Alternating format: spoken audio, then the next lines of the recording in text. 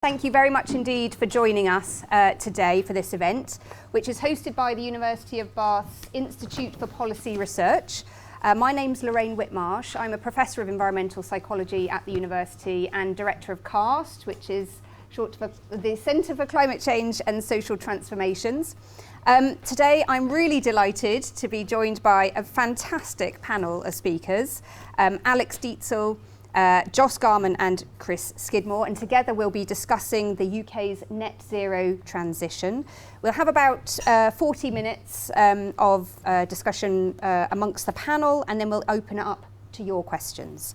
So, to introduce the panel, Alex Dietzel is Associate Director for Impact and Innovation at the Cabot Institute and Senior Lecturer in Politics at the University of Bristol.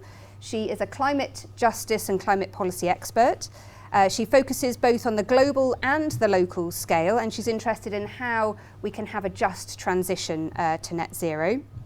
Joss Garman is Executive Director for the European Climate Foundation. He oversees ECF's strategies and grant making, focused particularly around communications and cultural change, as well as their UK programme, and he's worked at the intersection of campaigns, politics, policy and media for about 15 years, holding roles in NGOs, think tanks, politics and philanthropy. Chris Skidmore is, we're very happy to say these days, Professor of Practice at the University of Bath, and he focuses on net zero policy. In June 2019, he signed the UK's net zero pledge into law and was chair of the independent government review on net zero, Mission Zero, which was published in January 2023. And he's since launched the Mission Zero Coalition. So I will ask each of you to say a few words about your reflections really on the net zero transition, what the challenges and opportunities are, where you think we've come from and where we're headed. So maybe if I start with Chris first of all, maybe if you could sort of say where we've come in the last few years, where we're headed. Yeah, well, thank you, Lorraine, for that kind introduction. Great to be here, and thanks for everyone attending tonight. 27th of June next month marks the fifth anniversary, 5 years since I was Energy Minister and signed net zero into law. Then it was a very different world. You may remember there was Greta Thunberg's sort of school strike campaign.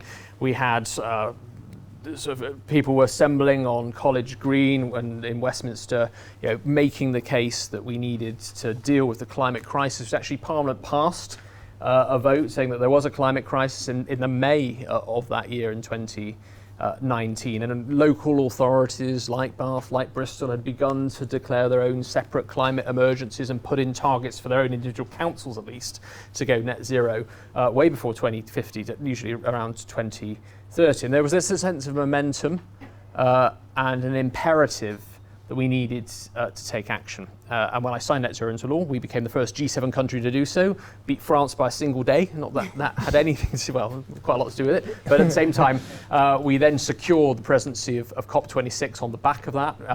And the Glasgow Climate Pact obviously saw about 90% of global GDP, 80% of all countries commit to a net zero target, in some form, some a bit later, like China and Saudi 2070, but nevertheless, that commitment to drive forwards net zero. 5 years on, however, is that sense of hope and optimism there? It's not. I'm no longer in Parliament. I resigned in January in protest, obviously, at the UK government's decision to legislate for new additional oil and gas. And I'll come back to that in a moment, because this is one of the challenges we face as a climate activists or the climate community pushing climate policy, is avoiding the traps of disinformation and misinformation that are now being propagated. But the UK has obviously begun to turn its back on the climate leadership it showed back in 2019 and at Glasgow, not only on oil and gas. We've seen today a further rowback on the use of land potentially for solar farms, creating a false narrative of that being directly in competition with food security on grade 3B land, where if the government had followed one of the recommendations of my net zero review and actually had a land use strategy, we would have known that actually only 3% of all land would ever be used to meet the UK's needs for solar energy. And I do feel now that we have a sort of left-hand, right-hand sense of policy within the government. On the one hand, the government is actually progressing with some of its targets. There are huge barriers to meet some of those net zero targets, and my net zero review tried to set those out. Mainly it's a lack of consistency, clarity, continuity of policy frameworks.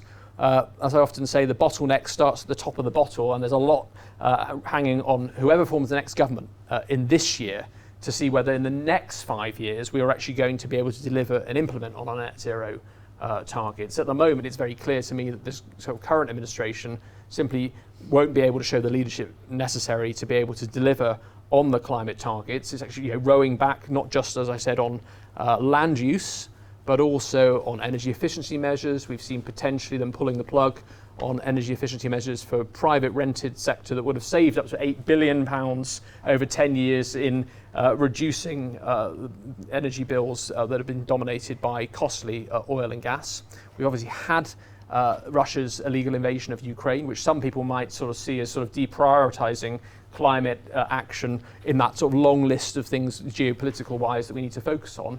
But I've always said that when we look at the energy trilemma, net zero and climate presents to us not only an opportunity to decarbonise and tackle the climate crisis, essentially that is, net zero also will enhance our energy security, not reduce it. If we can become less dependent on foreign-owned fossil fuels and more dependent on home-blown, homegrown energy, we can tackle that one part of the energy trilemma around energy security. And then also on affordability. We know that if we make this commitment, the learning costs of these technologies are coming down significantly. Another tragedy of the government rowing back on the electric vehicle mandate, for which was 2030 to pushing it back to 2035, is that we know that the car market is predominantly in the UK a second-hand car market, and we need to try to make sure that second-hand electric vehicles get to the market as soon as possible, which is why these delays that we have seen take place are going to cost people more, as well as also cost the environment more. So I feel 5 years on, we now are in a moment, a crossroads. And actually I've got a report called At the Crossroads coming out on the 27th of June on that 5th anniversary that I've done with the Chair of Chief Executive Renewable UK, Dan McGrail, that highlights what do we need to do to get ourselves back on course to where we were. We've seen, we can talk about in detail about some of the great things that have happened, and sometimes the government's guilty of green hushing in actually getting on with some great things where we can still show UK leadership. But we've got 5 years now from this year. Whoever forms the next administration, it'll be under their stewardship whether the UK meets its national determined contribution of 68% emissions reduction by 2030. Because as we all know, net zero is not about 2050, it's about halving emissions by 2030. If we fail to meet our 2030 goals globally, we just kick the can down the road and net zero becomes an ever distant sort of target and unrealistic opportunity. So if the UK fails to meet its national determined contribution that it led at Glasgow, it set the standard, it is one of the most ambitious national determined contributions.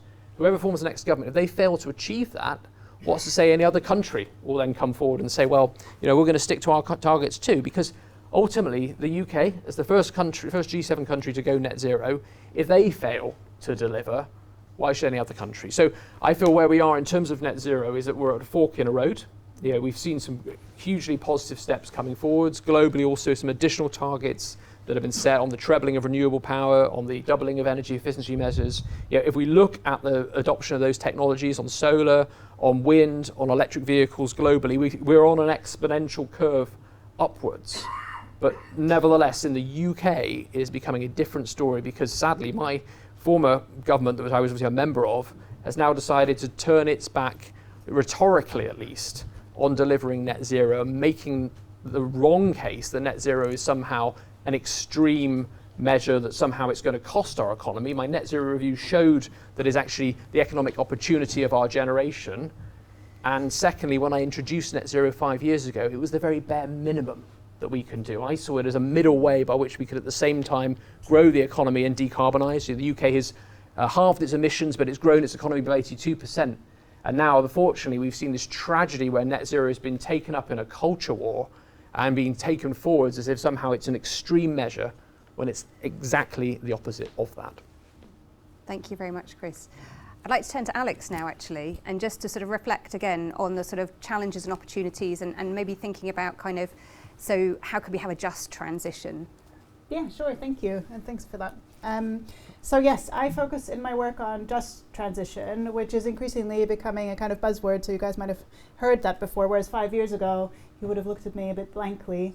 But as most of you know, it's a transition that's not just to net zero, but actually is good for society. And the aim is to kind of create a fairer, more just society that doesn't leave people behind as we get ready for the effects of climate change and also adapting our behavior to kind of reduce the impacts. The fact that it's a popular term makes me a little bit nervous, because whenever these terms become popular in the discourse, it means they kind of lose their meaning. And that's important because that means there's no real kind of universal definition of what just transition is or how it should be implemented, what the best path for that is for our society in the UK and of course globally as well. So to me, when there's no clear definition, it means you have to make choices. And to me, those decisions are political. So when you decide what path to pursue as a city or a country or at the global level, you need to be making hard political choices about what that will look like and what path you want to take. So for me, that kind of reveals something about power dynamics. So in the room where you decide how will we pursue just transition, whatever scale we're discussing, the most powerful tend to get their way and get their say in kind of shaping what just transition will look like. So if you think at the global context, for example, and the COPs, we know historically the global north kind of gets their way when there's negotiations of what gets pushed through ultimately at the global level, what's decided, and they tend to kind of water down commitments and scale back ambitions, and that's something that's been studied for a long time by scholars, including myself. But even at the kind of UK level, if you're thinking about who gets to make decisions about just transition or environmental decisions, the context is a very unequal environment sector. The environment sector is one of the worst sectors for diversity and inclusion in the UK. Only 3% of people in the sector are not from white backgrounds, for example. And the environment sector is also very much dominated by the middle class. So we're talking about the most powerful people in the UK being white middle class people and predominantly men as well. So I've done a little bit of research in Bristol, which is where I live. I watched a few decision-making kind of meetings and looked at different sectors of the environment society. And I did what only an academic would do. I counted the number of times people spoke. And I found that although there was good kind of gender parity in the room between white men and women, men tended to speak almost 3 times as much as women in meetings, which if you're a woman in the room will not surprise you. And also that even though there was often good kind of tokenistic inclusion of people who were not middle class maybe or were not white, they didn't very often speak up. And when they were included, it was in this way that was a little bit problematic, like, can't you tell us how to engage with black people in Bristol as the only black person in this room? So super problematic engagement.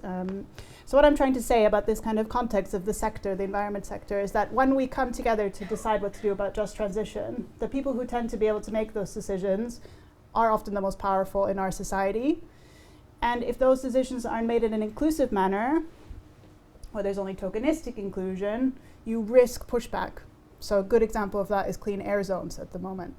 If you make a decision that looks good for society, it's good for just transition, but it's not done properly with consultation, you face populism and pushback. So it's just one example of that happening. So those are some of the challenges. For me, the opportunity of net zero and just transition is that we get to reimagine how society looks, and we could potentially make things better. That is the aim. And although I can be a little bit cynical about that, I do think there's so much at stake in getting it right, and we could actually create a really nice, better society along the way, not just responding to climate change, but really thinking about how we treat each other at the national, local, and of course international scale as well. And because I don't want to just point out problems, I just want to say I'm also working with the environment sector in Bristol now to try to make things better, running a few training sessions with Diversity Trust on how to be more inclusive in meeting spaces, hire people and retain them, and to try and create a little bit more of a diverse sector. So thank you very much, Alex. And I think we might come back to some of these issues around kind of culture war and kind of winners, losers and diversity in a minute. But before that, I want to just turn to Joss to get your reflections really, and maybe bring in some of the issues around kind of culture change and engagement that have already been touched on. Yeah, thanks Lorraine, and thanks to the IPR for having me. I think I just wanted to start by returning to what Chris mentioned about green hushing. what he called green hushing. Like, we actually have a pretty good record in the UK on reducing emissions. So we are halfway to net zero targets already. So the last time that we had emissions as low as they are today, Benjamin Disraeli was the Prime Minister. So I think it's something like 25 of the last 34 years that emissions have fallen within UK borders.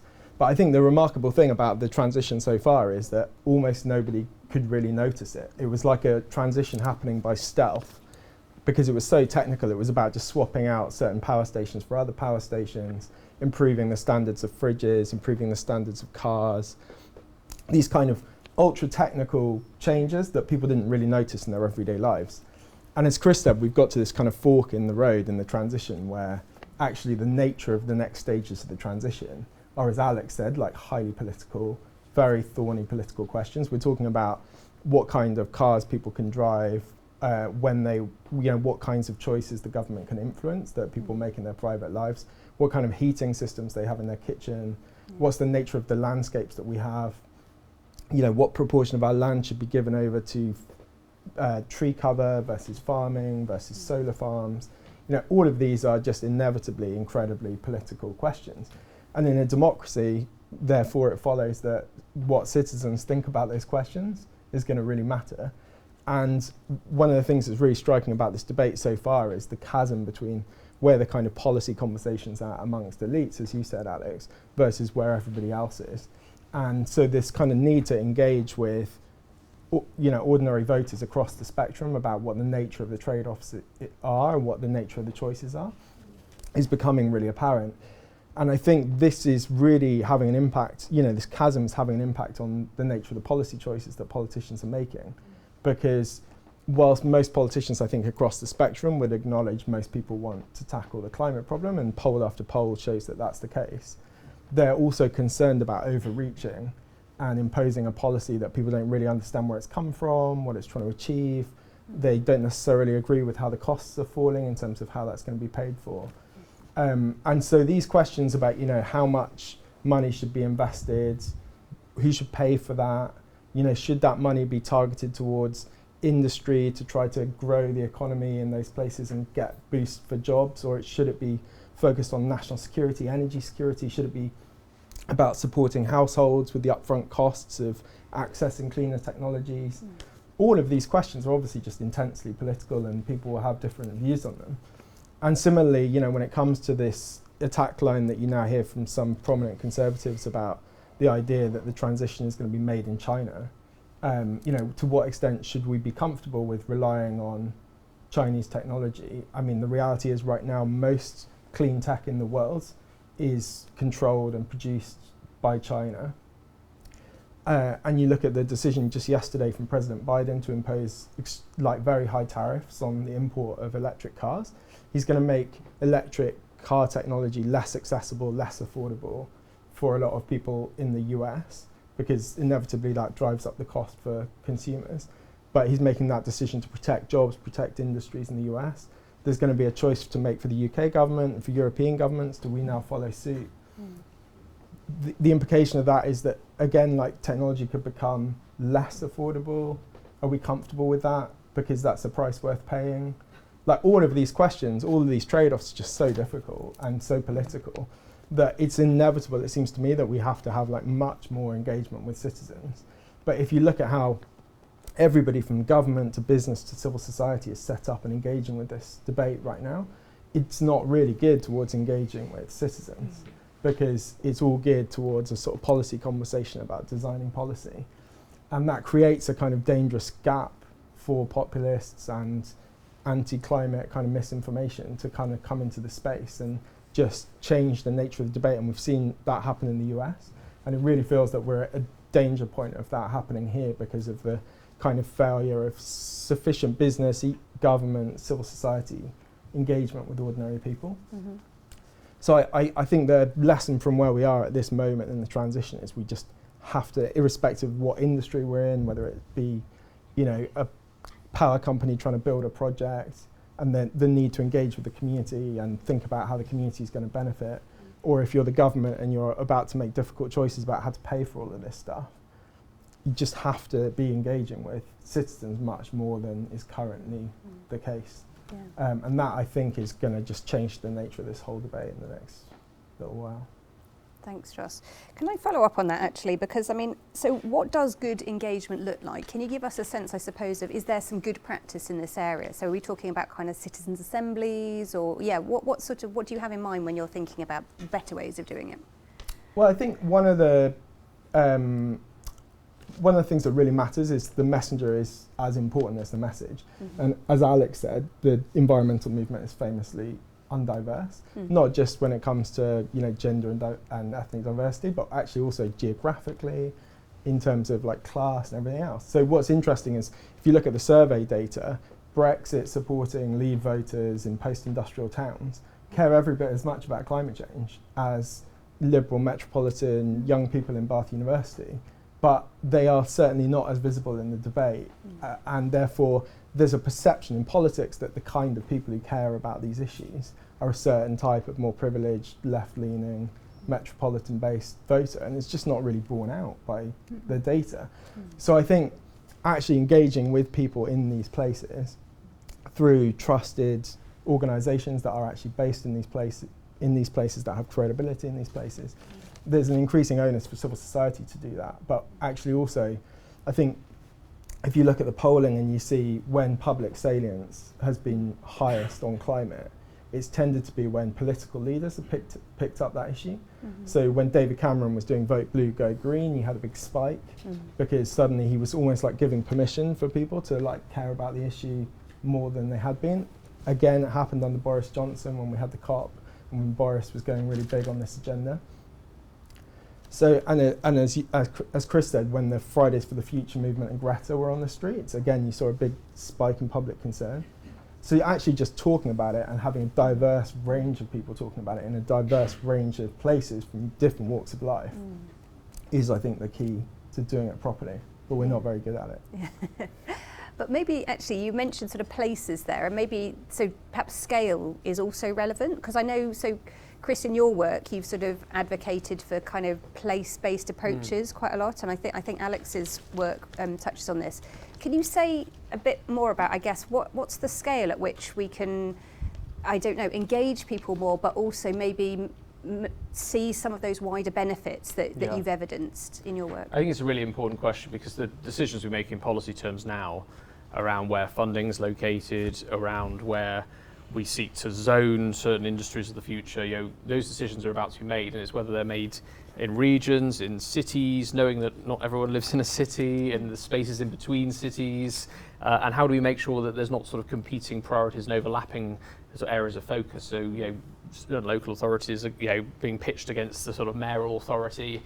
How can we avoid that? Who's going to hold the reins? I sort of feel that there's some great work, and I called for this work to be, how do we end best practice in the UK and make it the new normal, is basically where we need to be.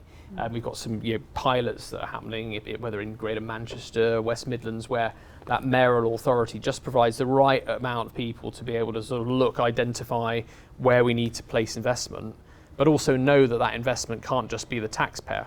So how basically public funding can help catalyse and unlock additional private investment. So you do need an economy of scale.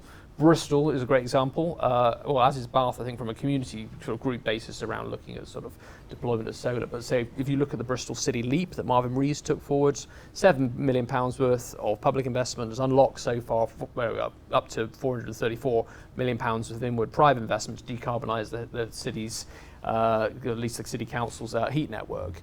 And I think there's some really exciting examples of things actually sort of happening that we need to now try to show this groundswell movement and prove that Westminster and Whitehall are behind the curve. I also think if you look at the local elections, those mayors that sort of put net zero front and centre of a vision that wasn't just around tackling climate change, they obviously made that case, but also allied to it this opportunity for regeneration, for inward investment, for jobs and growth. Ben Houchen, Net Zero Teesside as a document that he wrote, set out this vision for what could come to Teesside. And I remember that the first line of that document was, net zero is not about what we have to give up, It is about what we potentially have to gain. And that sort of sense of hope and vision, and future-facing idea, I think for myself, is where the place-based thing is so important, because people can see it. And actually people trust their local authority leaders and their mayors more than they do politicians at Westminster. The polling bears that out. And if you can have mayors and local authority leaders coming forwards that actually can take the transition and place it in a meaningful way, just in the same way the Industrial Revolution was placed at the heart of Manchester, and people have that sense of pride about what they're developing, and also understanding that they can do the transition more efficiently and potentially with additional benefits. And the research has always bared that out, that it could be done cheaper and also have a better, wider societal benefits if you make it local. So I say the future is local, and we have got to have this local big bang. How do we unlock this bottleneck at the top, and how do we devolve down power so that people feel they're more the authors of their own net zero journey? It's a difficult thing to do, but other countries are beginning to look at this. Particularly if you like the C40 initiative globally, actually we can reduce a large amount of the emissions necessary if we make it a city-based process. The challenge is making sure you recognise not everyone lives in cities, and as we've seen from today, agricultural communities, but that's where we really lag behind at the moment in terms of decarbonising. So having a solution that isn't just reliant on existing political structures, because not everyone has a mayor.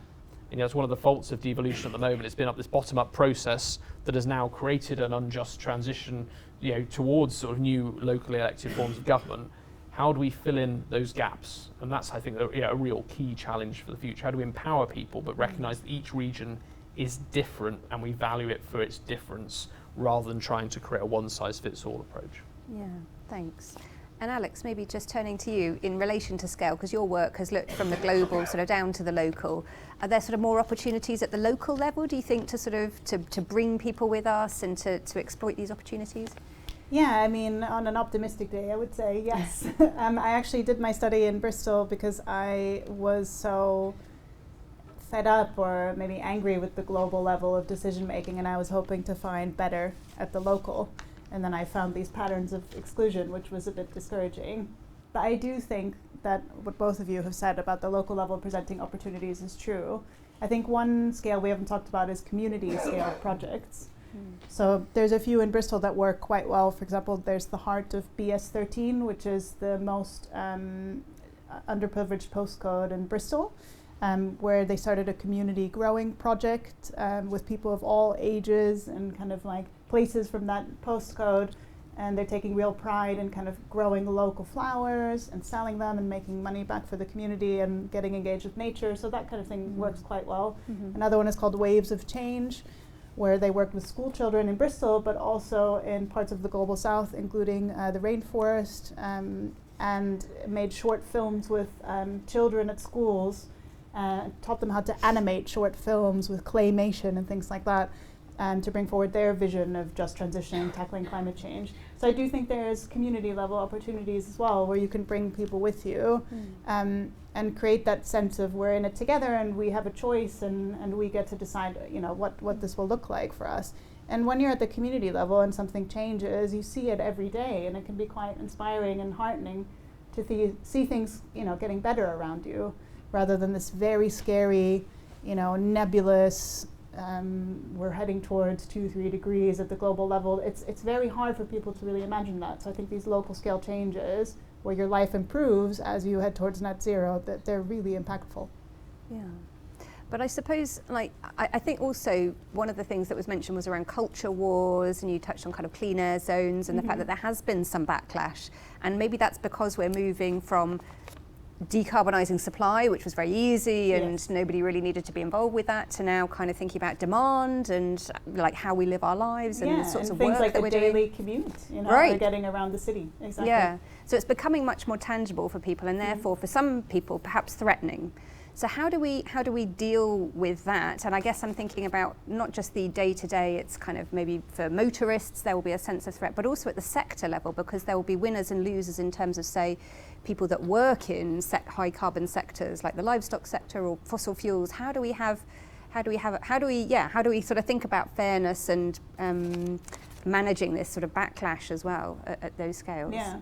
So are you asking me? Sorry. You first, and then I'd love to hear everyone's view, actually. Yeah. I think two things. One is you have to anticipate the pushback. So you need people in the room who will tell you the problems with your policy.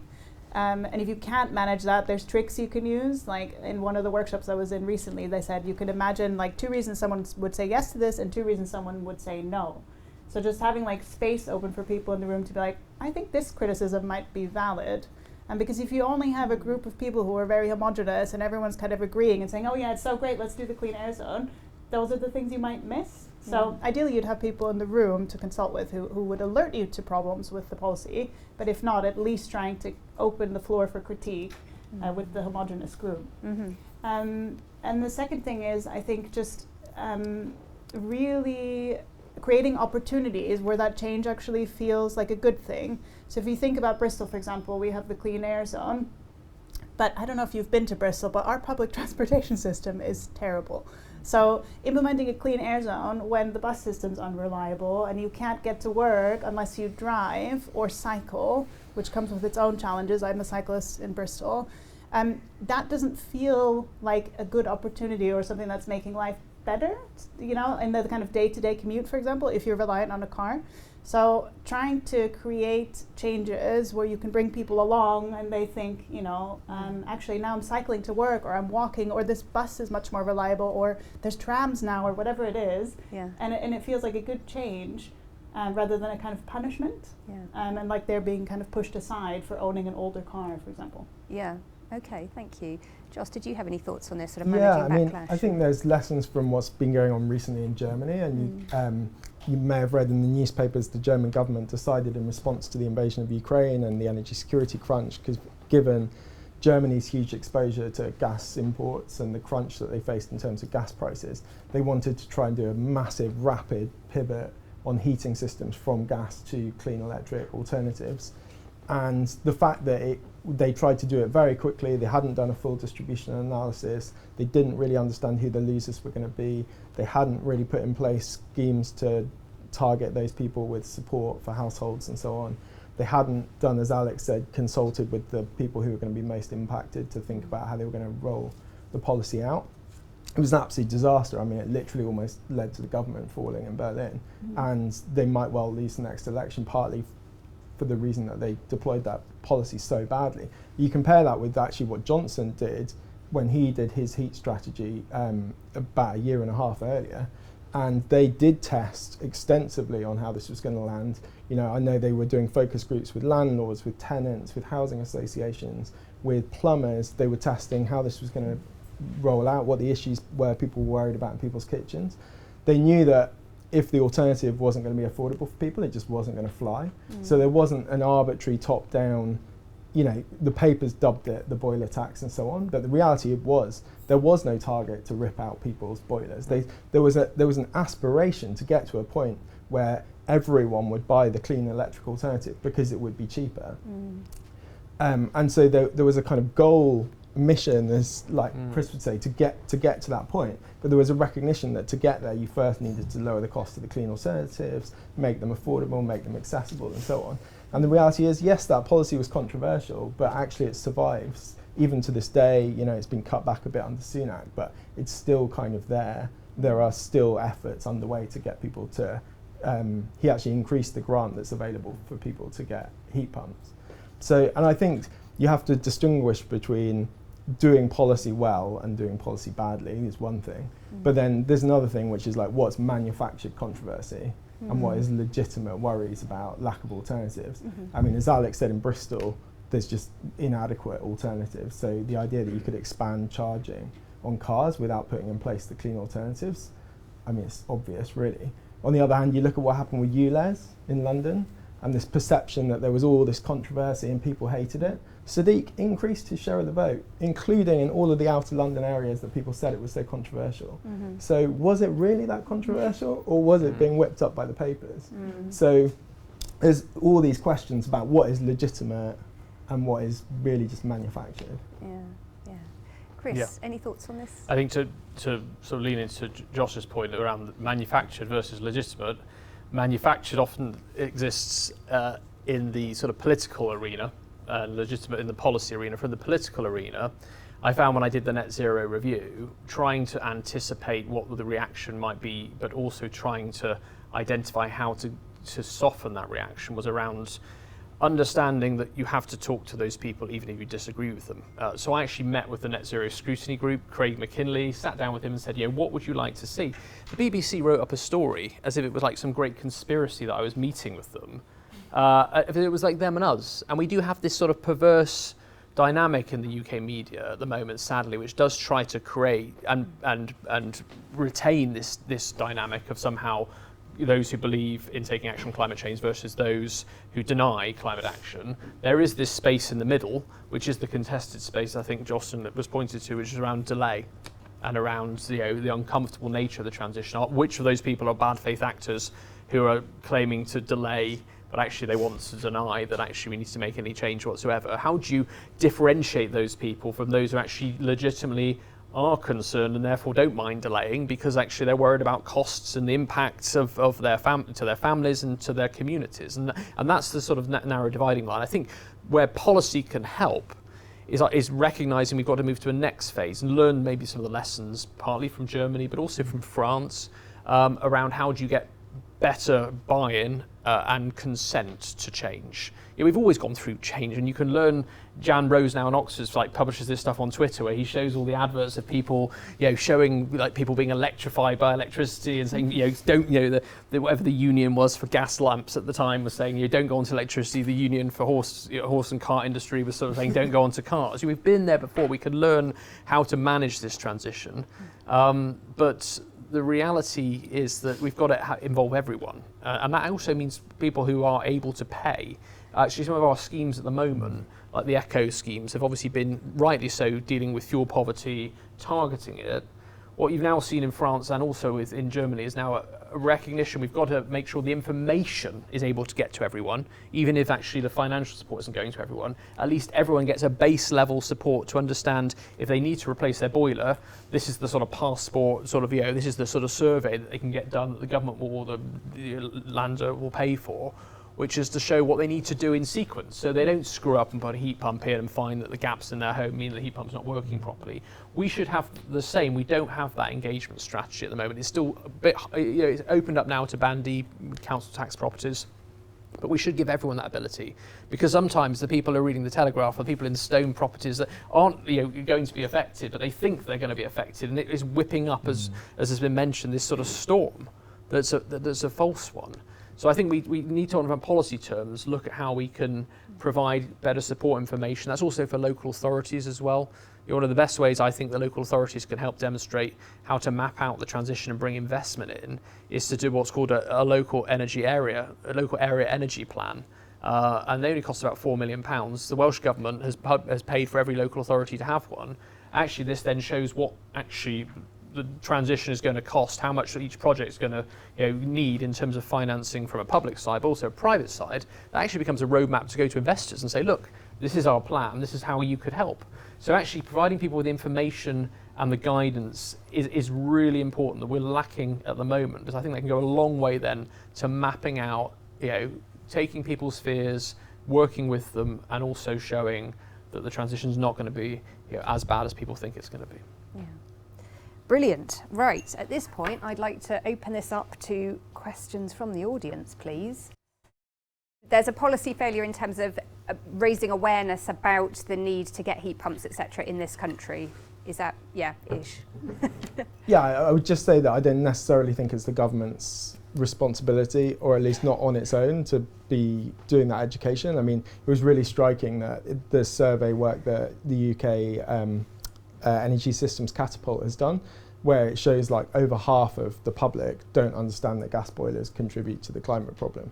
So if you're the government and you're trying to roll out a solution to a problem that people don't know is a problem, and even green-minded, members of green groups aren't being told by the green groups that they're members of that their boilers are a problem, then it is really difficult. As you say, like, you definitely do need that engagement, but I think that also falls for civil society to be doing that engagement, and also for business.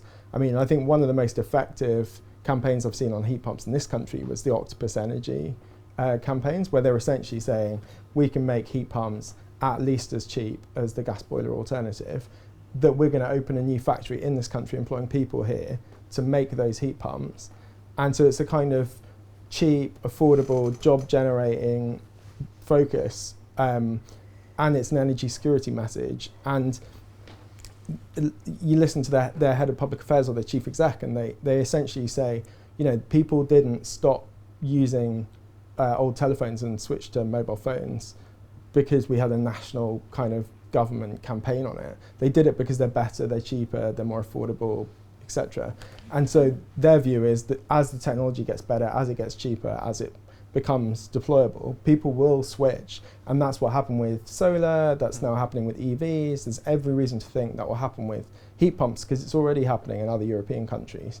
So I think we are just a bit slow and behind the curve in terms of being prepared to talk about this stuff. And that is partly because of the culture war, political virtue signalling side of this, and the fact that for a lot of people they haven't been comfortable to make this argument for other like culture war, political reasons. Okay, thank you. Did other panellists want to comment on that, or? No. Okay, more questions, please. In terms of kind of employment and just transition, so there'll be certain employers and sectors that are going to be particularly affected, and Tata Steel was one example. So who wants to sort of reflect on that? Well, can I just say, I think it reflects also on the need for these sort of local strategies to be in place that identify also the transition and where there are areas at risk and where there are stranded assets. And that blast furnace was a stranded asset that people knew about like for a decade. My government knew about it. They didn't get the sequencing in order. And what we've now had is a situation where Tata have said they're going to electric arc furnaces. The media and the unions have framed this as like, oh, the electric arc furnace is costing 3,000 jobs. Actually, the electric arc furnace is saving 3,000 of the 6,000 jobs. If it wasn't for the electric arc furnace, there would be no jobs left. And that's the reality. What we should have done is obviously then mapped out the supply chain analysis of all those sort of companies that are coming there. Make Port Talbot it's an industrial heartland. It always has that sort of huge sort of skill base that historically is there. How could we have mapped out a vision for what would not just be about steelworks, but all accompanying industries around it? And there's still the opportunity to put that strategy and that narrative together. It's just sadly come too late for that sequencing of the electric arc furnace and then potentially what could have then come with hydrogen. You compare that to Sweden and what they've managed to really sort of get ahead. I often say there are no free rider advantages in the transition. There's no point waiting for other countries to do it. It's all about first mover advantage, and we could have been a first mover. We decided to delay, and it's the same as what happened with Ford with their electric vehicle gigafactory. We just waited and dithered too long, and then eventually Ford said we're going to set up instead now in Texas, and everyone said, oh, actually the electric vehicles are going to cost us jobs because the manufacturing jobs are going back to America. We could have had them in the UK. And I think that's the challenge, is that Port Talbot's a lesson for other industries of identifying now. And this is why with oil and gas, I resigned not just over environmental reasons, but economic reasons. Effectively what is happening with the oil and gas industry, it was 400,000 jobs, it's now 200,000 jobs. It's debatable whether there's actually 200,000 jobs actively working in oil and gas. That will continue to decline. It's not fair on those people up in Aberdeen to say to them they can continue to have their jobs by opening a couple of rigs that are going to basically scraping the bottom of the North Sea, just an extra 2 or 3% of additional oil supply. We should be moving those jobs now. I think that the Port Talbot's a salutary example of what's potentially going to come to Aberdeen in 10 years' time if we're not, having the foresight to think through what stranded jobs and assets look like, as a part of the industries of the past when we should be supporting the industries of the future. Yeah. Any other reflections? Or? Yeah, I was just going to say the concept of just transition came from labour movements and was all about workforce and skills and jobs, 50 years ago when it first came about. So historically that has always been the focus of just transition, those sectors. So that's hopefully quite encouraging that it's like at the forefront of the kind of way to think about it. The UN at the COP28 in Dubai just defined how they see just transition. I know that because I only today finished a paper on it. And workforce is a huge part of that. But yeah, like you said, Chris, it's all about retraining and green skills and making sure that if industries do shift, and we know we have the foresight that they're going to shift, to make new roles available for people so that they can take pride in in their jobs and who they are, and feel good about the industry that they work in as they leave that industry behind. I'd just add briefly to Chris's point about the fact that those more jobs could have been saved than were saved in Port Talbot had we been prepared to make the investment, as Chris said, in Swedish-style hydrogen-based primary production of steel. But that would have cost a lot of money. And then the question is, like, are you as the government prepared to borrow to invest, or are you going to put up taxes on somebody, oil and gas companies, for example, to help pay for that kind of investment? And clearly, like, this government was not prepared to do that. The next government, if it is the Labour administration, have said that actually they would invest in green steel primary production in this country. So I think, like, ultimately it shows that these are linked to broader economic questions about tax, the role of the state. You know, do we even want a steel industry in this country? Some people would say it's essential for our defence. Other people say let's just buy cheap steel from China. So it just shows the extent to which this is all now bound up with a broader set of economic questions. Yeah, absolutely. Yes, please. Big questions, so around kind of well-being versus kind of what we measure as GDP and the sort of short time frame over which decisions are made. Anyone want to take that one? Well, I would say, one of the reasons why I'd like to see more powers devolved is obviously because it gets sort of responsibility and spreads that sort of opportunity for accountability more broadly across other people's shoulders. So, mayoral devolution net zero, not just around giving them powers, but also additional funds to be able to spend over sort of 30 years on decarbonising housing stock. They're really vital. But with that, it does come back to the point Josh said: who pays? We have the tyranny of the spending review, I called it. It used to be like a 5-year spending review when I first became a politician, then it's now become whittled down to 3-year and even a 1-year spending review. No certain decisions can be made on the back of that. What we're beginning to see in certain areas like nuclear, carbon capture, a bit on retrofit, not as long as Germany, however, which is to sort of say we will commit over several spending review cycles to investment. And that's what I think we need to have is unlocked, is this sort of commitment, which is why it's so important to have cross-party consensus also on these pathways towards understanding that whoever gets in, that you will continue to fund these organisations. We've seen that with the NHS, we've seen those sort of commitments being made in the past. It can be done. We just need it across far more sectors in the net zero transition to make it work. But the Treasury has a lot to answer for in terms of providing that stability. Any other thoughts on that? No? I was just going to say, if you point to the US, more coal closed under Trump than under Obama. And that was because some of the measures that Obama put in place were able to survive the 4 years forward, 4 years back thing that they have going on over there. And so I think if you look also at where President Biden is targeting his clean energy and climate package, it's all about creating facts on the ground and just changes to the fundamentals of the markets, which then are just very, very difficult to reverse once you do get that kind of political change. And so I think there are opportunities to think about how can you front load some of the changes in a way that they do last for the longer term. But even more ideal than that, as Chris said, is to protect the cross-party consensus that we've had in this country for 20 years, which has underpinned what has been the fastest pace of decarbonisation of any country on earth. And that's been possible because successive governments of all parties have broadly agreed on the direction of travel, broadly agreed on the targets framework. Protecting that should be so precious because that can protect the certainty for the long term that then enables everything else to follow. Great, thank you for that. Oh, I see a couple more now, so maybe I'll take 2 together. Yes, please. Okay, so that question's around kind of the international context and kind of technology transfer to more developing countries. And then, okay, so universal basic income and job guarantees. So a couple of topics there. Alex, do you want to take any? Yeah, I mean, I know quite a lot about the global level, but not the role of the UK. I would just say that that was a real sticking point at the negotiations on just transition in Dubai at the latest COP. So the Global South was really pushing for finance, implementation mechanisms, technology sharing, making sure that it was in line with common but differentiated responsibility, all the things the Global South usually tries to get on the table at the UN negotiations. But as usual, the Global North pushed through their own version of just transition and were quite successful in that. So ultimately the commitments were quite watered down and vague. So I do think that that's really important, and just to say that that was heavily kind of negotiated at the global level, but that international mechanism for negotiation is so problematic that that's not where you're going to find, these kinds of agreements really setting out fairness for global north and south. So sometimes I'm looking more towards like bilateral agreements, regional agreements.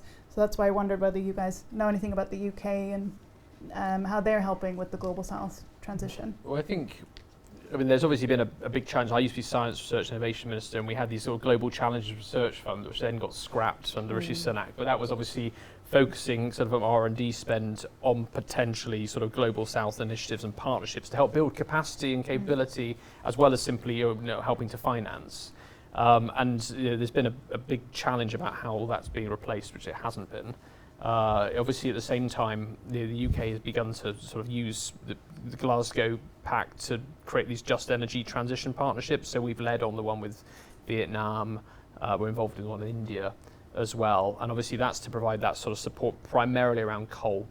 Looking at those high coal-using countries where there's still a culture around coal.